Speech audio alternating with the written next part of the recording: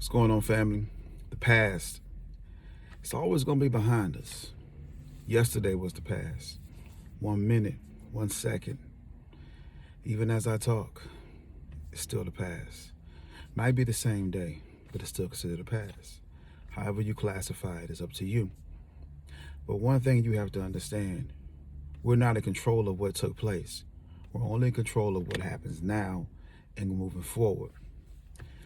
So why is it that we allow lingering files from our past to still exist in our present that carries over into our future? You have to be a little bit more present in the moment. You have to be a little bit more thoughtful.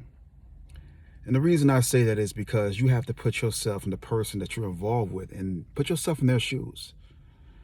You can't be selfish. You can't sit up here and just say, well, I didn't mean to do it, or, well, I'm sorry, or, I won't do it no more, whatever. You are in control of the outcome of certain events.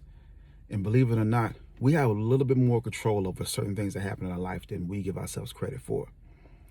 You might try to play dumb. You might try to use the excuse of the reason why certain things happen, the way we was raised, our parents weren't in our lives.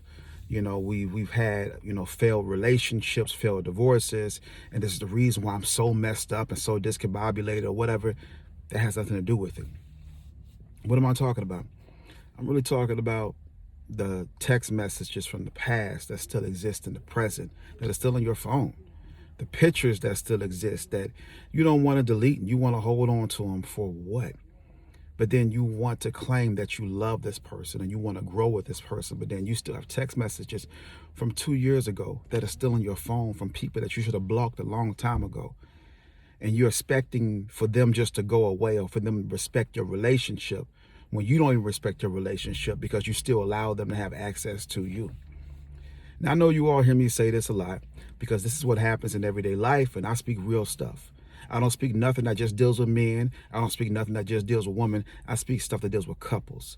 And these are the issues and the things that we're dealing with that we continue to ignore. And the much more that we ignore them, the more issues that we're going to have in our current relationship, in our current marriage. And we're not going to be able to move forward because we have things still lingering, files still lingering that we should have deleted a long time ago. I think the problem with a lot of us, which I never used to believe in blocking people, but now I have to. I have to block people and move on because I understand that in order for me to have a healthy relationship, a healthy life, peace within my life, peace within the things that I want to see manifest within my life, I have to block certain individuals. Doesn't mean that they were bad, just mean that they're not good for me right now. And the reason being is because certain people are not going to respect where you're at now because, number one, they want access. See, the problem with people that still want to be friends after you have moved on with your life, after you have gotten married, after you have found peace in your life, is the reason why they still want to have access is because they still want to entertain and string you along.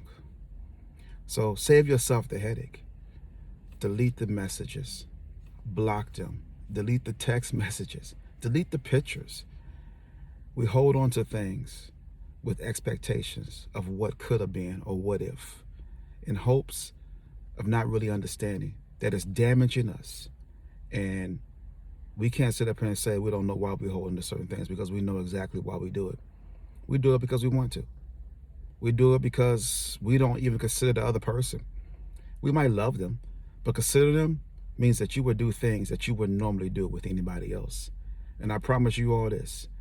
If you love that person and you know that if they found out that you still had text messages from 2 or 3 years ago from exes and people that you've dealt with in your phone just lingering and you scroll past them, then believe it or not, I know that they would get upset. And they would get upset to the point to where they will question exactly what you all truly have. I need you all to think about that, all right? Have a blessed night.